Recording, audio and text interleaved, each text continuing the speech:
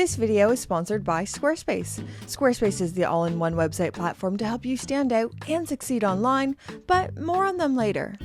I've owned the Black Bay 58 for a while now, so I bought this watch, specifically the blue variation, the day it was released back in 2020. I liked the black variation, but the gilt was just a little bit too much for me personally.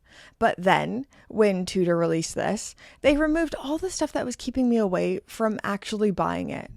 At the time, this was my dream watch, so a smaller size diver, a bit more subdued because of the matte aluminum bezel, mostly brushed surfaces, but still had some big heavy hitting specifications with an in-house movement.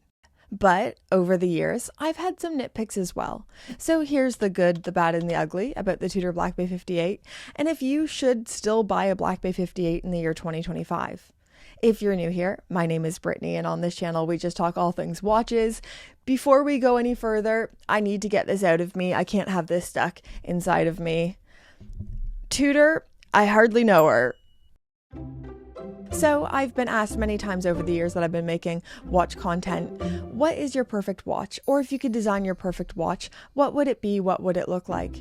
And for a long time, that was a watch that didn't exist. I'd want the size of this watch and the power reserve of that watch and the water resistance of something else. But then, when the Tudor Black Bay 58 was released, it was the first watch that really had everything I wanted. But I found once I had the exact thing that I said I wanted, I was able to find new things to nitpick and complain about, like the clasp and faux rivets and no on-the-fly micro adjustment. But still, this watch really met everything that was important that I wanted from a diver. I don't think this is new information for a lot of people. There's a lot of Black Bay 58 videos out there, but if you're not as familiar with this watch, looking at the specifications, this has a case size of 39 millimeters, a thickness of 11.9 millimeters, and a lug-to-lug of 47 millimeters. The proportions are really that sweet spot on wrist, and it really suits a larger and smaller wrist alike. So here it is on my 5.5-inch wrist and my husband's 7-inch wrist. I would say it wears perfectly on him, and it is targeted towards people who want a classical wearing diver, vintage proportions, but with modern build expectations.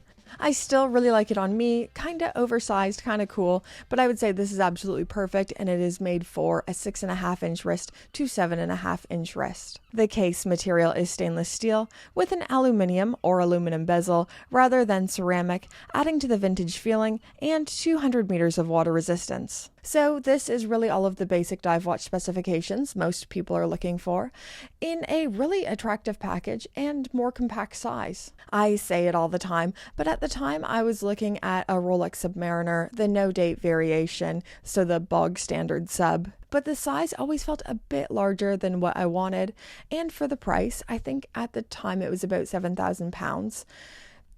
That's a lot of money. A watch has to be quite right for me to spend that much money.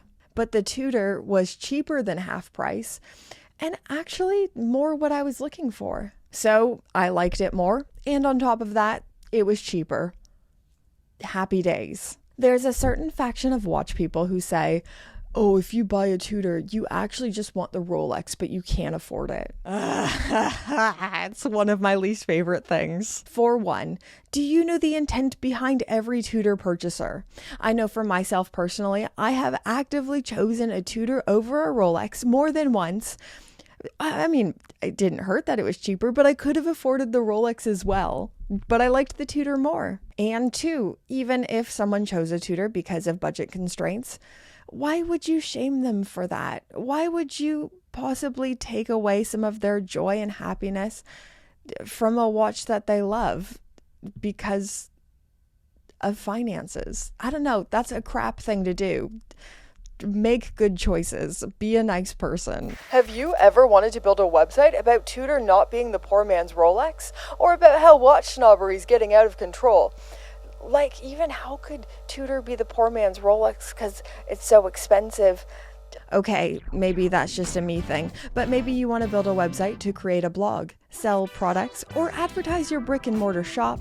Squarespace is the place to do it. Using their cutting-edge design tools, anyone can build a website that looks amazing and perfectly reflects your brand and vision. You can choose from their library of professionally designed website templates and plug in your information, or use Squarespace Blueprint AI. Using just a few prompts, you can have a gorgeous website in under an hour that is still fully customizable.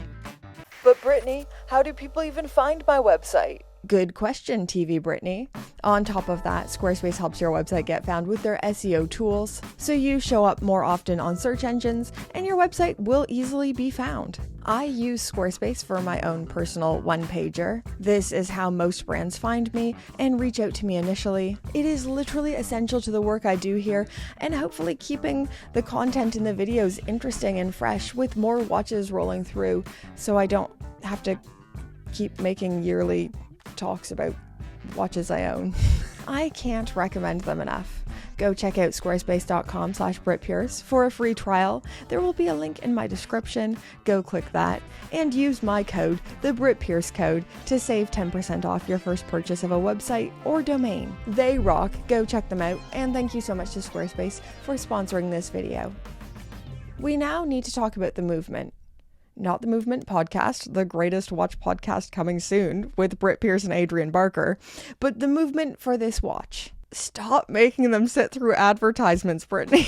For me, this was one of the things that pushed the Black Bay 58 over the edge and made it impossible to ignore. A lot of the time, when a watch gets smaller, we see inferior movements being used.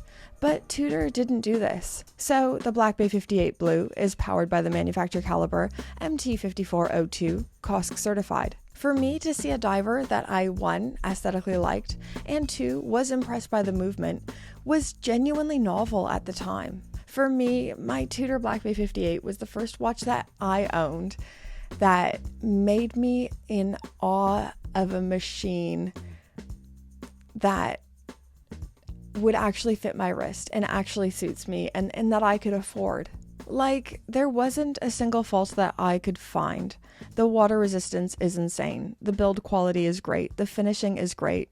I love how Tudor uses the color blue, and the color genuinely really spoke to me and still does. I don't know. I was just really excited to own this robust dive watch that could do all the things other divers could do and look great doing it and fits my wrist. People tease me all the time for being such a mainstream watch lover, and I get it.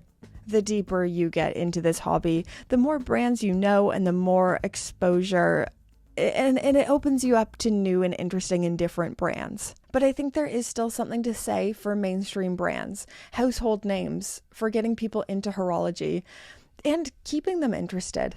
I was so immensely proud to own a Tudor.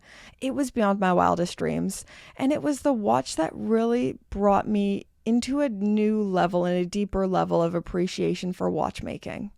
Going back to people who say Tudor is just a poor man's Rolex, once again, why would you want to take away that joy from someone?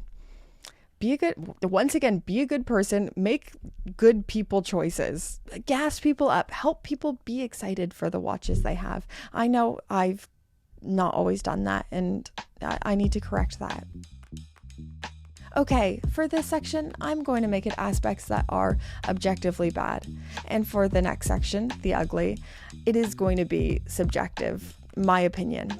I honestly think Tudor has kind of made a rod for their own back and updated what people expect from a watch around this price point. Because they offer so much value for a high price, but still entry-level luxury kind of price. I think people now kind of ask a lot from watch brands, which isn't a bad thing. But I think Tudor was one of the brands that was instrumental in raising the bar and demanding more value to be packed in, especially with the addition of MEDAS certification and the T-Fit clasp, which offers on-the-fly micro adjustments. To clarify though, it is a lot easier for Tudor to do these things because they have the economy of scale and the Hans Wilsdorf, all the resources of the Hans Wilsdorf Foundation behind them. But still, they raised the bar, and I think that's great.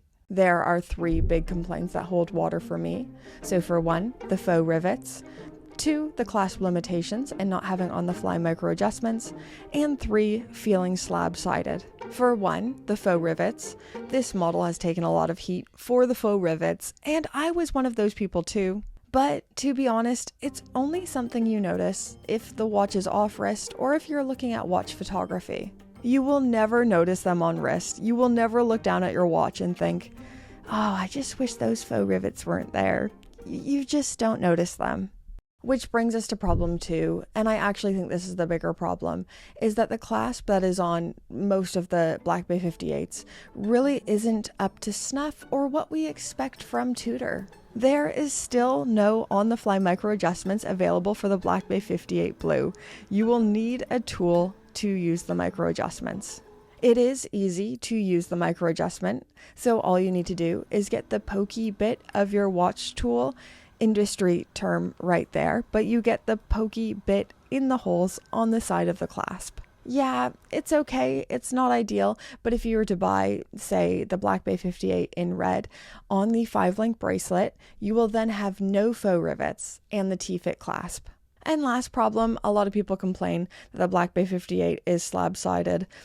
I don't think it's as slab-sided as people seem to say it is. It does feel thicker than my Black Bay 54, but it's not as slab-sided as people say. It doesn't wear as thick as the specifications make it sound, and dive watch specifications are always a little bit thicker. I think people are being too harsh on that one. So that's all the flaws I can find, or I've heard other people say that I think have some merit. Even 5 years on, I haven't been able to find huge flaws. But there is one bigger overarching problem that I've personally been having with this watch, and that's wrist time. I feel like I love this watch in theory, but on a practical level, I don't find myself choosing it a lot anymore. Back in 2020, this was my perfect watch, my dream watch. But since then, other things have taken that spot, like the Tudor Black Bay 54. I still love my Black Bay 58. I won't ever sell it. I think it'll be one of those watches that comes and goes in waves. There will be times where I wear it every single day, can't get enough of it, and then I'll probably go months without wearing it. I don't know if that's relatable or not. If it is relatable, that probably means you have too many watches. I feel like the Black Bay 58 is like a stable, healthy marriage. Maybe it's not the most exciting thing all the time, but it's reliable. It's such a great watch. It's always just humbly and subtly ticking away and doing its job. It's a fantastic watch. But anyways, guys, that's my yearly update on my Black Bay 58. Do you own a Black Bay 58? Does it get much wrist time? Have you bought one recently? Oh my gosh, I was supposed to talk about whether the Black Bay 58 is still a good choice of a watch to buy in 2025. I will make a whole separate video about that because this one's already long enough.